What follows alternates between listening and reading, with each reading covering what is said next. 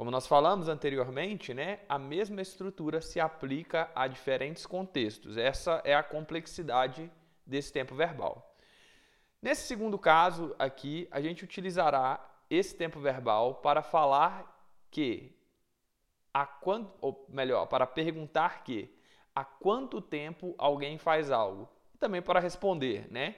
Então a palavra-chave aqui, ó, sempre pensando nas palavras-chave, a palavra-chave aqui vai ser há quanto tempo? How long? How long? How long have you lived in this town? Veja o primeiro exemplo. Há quanto tempo você mora nessa cidade? How long have you lived in this town? How long have you lived in this town? Quanto tempo você mora nessa cidade? Então, a ideia aqui, a interpretação que a gente dá é de algo que se iniciou no passado, porém ainda é verdadeiro, ainda vale, né? Você ainda mora na cidade. Você mudou para cá um tempo atrás e ainda mora aqui. Então, essa é a ideia. É uma conexão entre passado e presente. How long have you lived in this town? O verbo morar, live. Então, dentro da estrutura, participle, have you lived? How long have you lived in this town? How long have you worked here?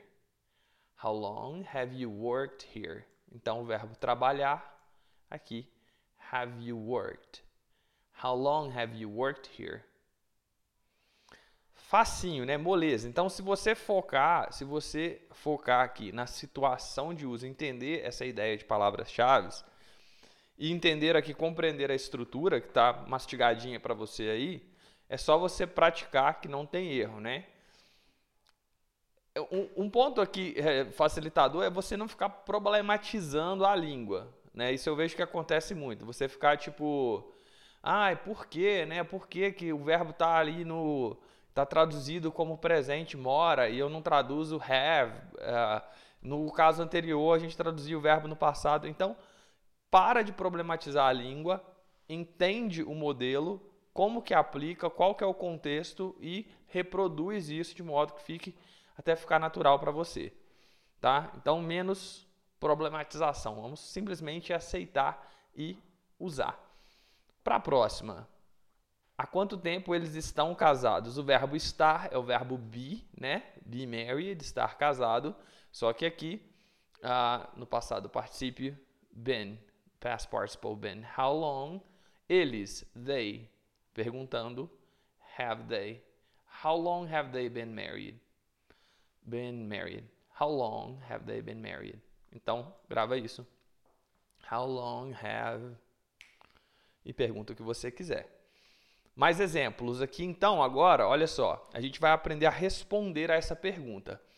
Se na pergunta a palavra-chave aqui, né, é how long, na resposta, as duas palavras-chave serão since, repete comigo, since, for, since e for. Veja só, olha a pergunta lá, ó, a primeira pergunta. How long have you lived in this town? I've lived here. I have lived. Opa, eu esqueci aqui uma palavra. Vamos colocar então, ó. I've lived here since I was born. Desde que eu nasci. I have lived here. Vamos negritar. Como que eu posso contrair isso aqui, ó? I've lived. I've lived here since I was born. Conecta aqui, ó. Since I was born. I've lived here since I was born. Desde, since. Você vai ver muito essa palavra aparecendo aí em marcas, né? Desde tal ano. I've lived here for a decade. I've lived here for a decade. I've lived here for a decade. Eu moro aqui há uma década. Então, esse há aqui, seguido de uma expressão de tempo, né? É a palavra for em inglês. Então, grava essas duas palavras. Toda vez que você pensar since e for, as chances são que você vai cair dentro desse tempo verbal aqui. Se a gente estiver falando de uma situação que começou no passado e se estende até o momento atual. Se eu for pela tradução pura e simples do verbo, né? Eu tenho uma tendência forte aqui de cometer um erro, né? Porque eu tenho só uma palavrinha, eu moro, I live. Só que eu preciso dar esse complemento aqui com o verbo auxiliar. respeitando a estrutura do present perfect, tá? Então, um dos pontos é esse, né? Você não ter essa tradução direta, palavra por palavra, né? Eu uso mais palavras em inglês do que em português nesse caso, então eu tendo aqui a fazer uma adaptação, uma simplificação quando eu traduzo para o inglês. Mas cuidado com isso, foque no conceito que a gente está aprendendo. Algumas para completar, olha só, a pergunta é, há quanto tempo você trabalha aqui? A gente viu já, né, a pergunta, né? How long? Vamos lembrar aí, ó, qual que é o auxiliar? Have you worked here? How long have you worked here? Respondendo, eu trabalho para essa empresa há 8 anos. Respeitando a estrutura, I've worked for this company for 8 years. Eu trabalho para essa empresa, a mesma coisa, né? A mesma situação, idêntica aqui. Só mudou a expressão de tempo lá para a gente ilustrar o uso de since e for. Olha lá. Ctrl V. I've worked for this company since 2013. 2013. I've worked for this company since 2013. Então, quando eu uso for, eu estou falando assim, o período de tempo, né? Há tanto tempo. Quando eu uso since, eu indico quando algo começou. E isso indica que até hoje, né? Desde 2013, implicitamente, até o momento atual. I've worked for this company since 2013. How long eles estão casados? Então, have they, estar casado aqui dentro da estrutura have been married. How long have they been married?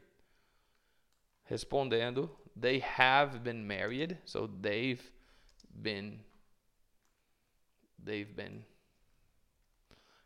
married for 50 years. Can you believe that? They've been married for 50 years. Can you believe that? Então, como eu disse, né, o erro de tradução literal tende a jogar você em um dos primeiros tempos verbais que a gente viu lá, que era o present simple, né? O uso do do e do does, né? Então, é incorreto perguntar em inglês, how long do you study English? Parece bom, né, quando a gente traduz ao pé da letra, mas não é, pelos motivos já citados. I study English since I was 13, a gente tende a traduzir, né? Eu estudo inglês. Olha que o próprio corretor aqui automático da ferramenta de texto que eu estou usando aqui, ó, ele já sugere, ó, I have studied. How long does she live here? Olha o que ele vai sugerir, ó. Has she lived in this town? Por conta dessa ideia-chave de tempo decorrido. Então, grava essas 3 palavras. Have, since, for. Outras palavras-chave que te jogam dentro dessa ideia de tempo decorrido são over the past week. Ao longo da última semana, quer dizer, a semana está em curso ainda, né? Do último mês, do último ano. Over the past week, over the past month, over the past year. Outras palavras que te jogam dentro dessa ideia, recently. Recently é um espaço de tempo que começou em algum ponto no passado e vem até o momento atual. Lately, mesma coisa. Recently, lately. Tá? Então você vai ver sempre essas palavras em combinação com essa estrutura do present perfect. Olha só. Continuando então, ó, eu li bastante ao longo do último ano, né? Então, quer dizer, o ano está em curso ainda, não foi o ano passado, quer dizer, esse ano agora, né? Então, eu vou colocar I've read. I have read. Estou falando do ano em curso ainda. I've read quite a lot. Bastante. Quite a lot. Quite a lot. I've read quite a lot over the past year. A vida dela virou de cabeça para baixo. Her life has turned upside down. Upside down. Her life. My God. Vou ler a língua aqui. Her life has turned upside down. She has been through a lot. She has been through a lot. O que eu tô dizendo com isso aqui, né? Ó. She's been through. Been through é quando a gente fala de passar por um momento difícil, né? Por muita coisa difícil. She's been through a lot. Ela passou por muita coisa difícil ao longo do último ano. She's been through a lot over the past year. Fortunately, we não tivemos ter. Qual que é o verbo ter? Have. Have. Então, peraí. Não tivemos. A negativa é haven't. Qual que é o verbo ter no particípio? Had. Opa, foi lá para baixo. Peraí. Haven't had. We haven't had any problems recently. Ô Marlon, peraí, você não está repetindo palavras aí? Haven't had. Estranho isso, né? Haven't had. Não, veja bem, eu uso aqui a negativa. Qual que é a estrutura? É have mais verbo principal no particípio, né?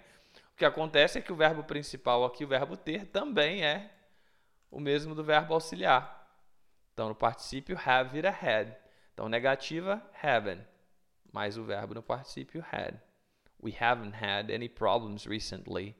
Não tivemos nenhum problema recentemente. Olha a palavra-chave aqui, ó. Recently. We haven't had any problems recently. We don't see you around anymore. What have you been up to lately? Nós não o vemos mais por aqui. O que você anda fazendo ultimamente, né? O que você tem feito ultimamente? What have you been up to? Uma expressão também aqui, né? Como eu disse ali, a expressão anterior era been through. I've been through a lot. Passei por muita coisa. What have you been up to? Been up to. Vamos marcar tudo isso aqui, ó. What have you been up to lately? Então, esse be up to dá essa ideia, né? De o que você está fazendo, o que você está arrumando.